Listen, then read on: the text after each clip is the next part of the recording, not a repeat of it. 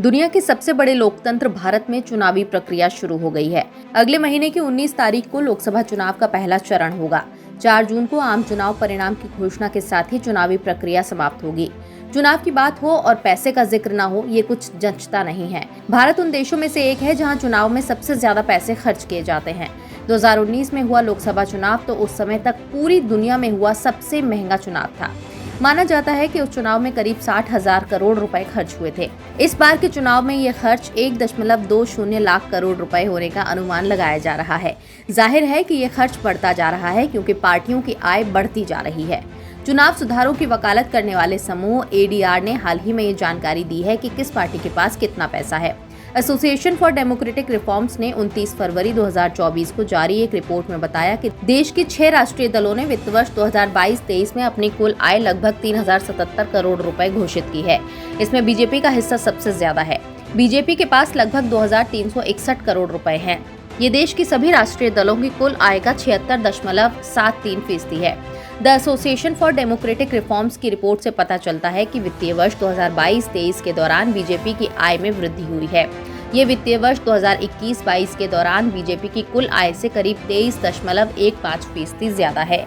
BJP की आय 1917.12 करोड़ रुपए से बढ़कर 2360.844 करोड़ रुपए पहुंच गई, यानी कि इसमें कुल 443.724 करोड़ रुपए का इजाफा हुआ।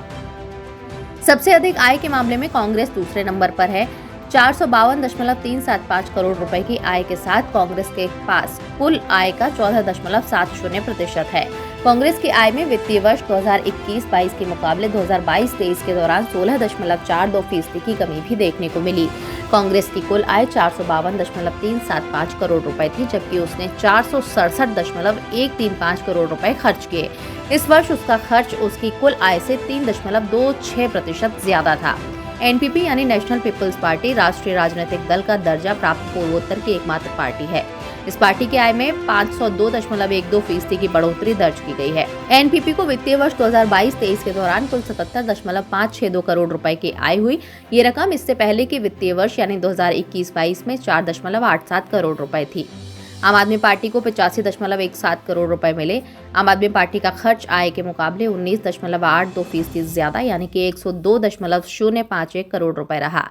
मार्क्सवादी कम्युनिस्ट पार्टी की कुल आय 141.661 करोड़ थी और इसने इसका 74.87% यानी करीब 106.067 करोड़ रुपए खर्च कर दिया।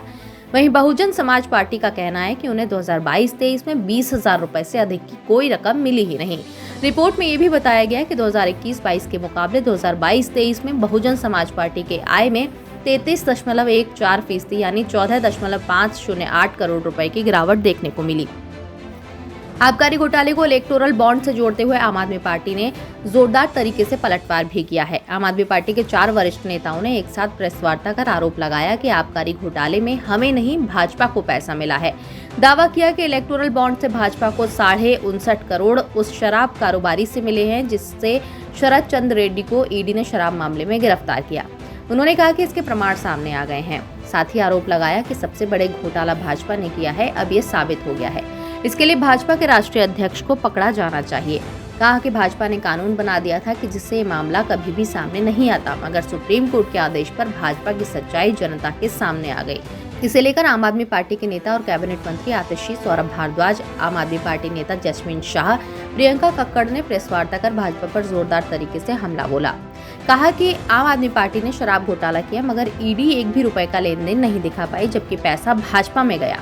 उसके प्रमाण सामने आ गए हैं। ईडी भाजपा अध्यक्ष को गिरफ्तार क्यों नहीं करती? कहा कि एक देश में 2 दलों के लिए 2 कानून क्यों चलाए जा रहे हैं? आम आदमी पार्टी ने कहा कि शरद चंद्र रेड्डी हैदराबाद का एक कारोबारी है जिसने दिल्ली आबकारी नीति के तहत शराब के 5 रिटेल जोन के लिए लाइसेंस प्राप्त किया था। शरद चंद्र रेड्डी के पिता अरबिंदो फार्मा के मालिक हैं, जिसमें रेड्डी निदेशक हैं। दिल्ली शराब घोटाले का एक तथाकथित किंग पिन एक सरकारी गवाह और बाद में स्टार भाजपा डोनर हो गया। इस स्टार भाजपा डोनर ने 12 महीने में भाजपा को कुल 59.5 करोड़ रुपए का चंदा दिया।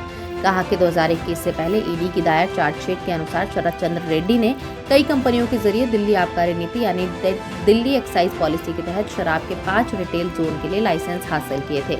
ईडी ने 10 नवंबर 2022 को गिरफ्तार कर लिया था।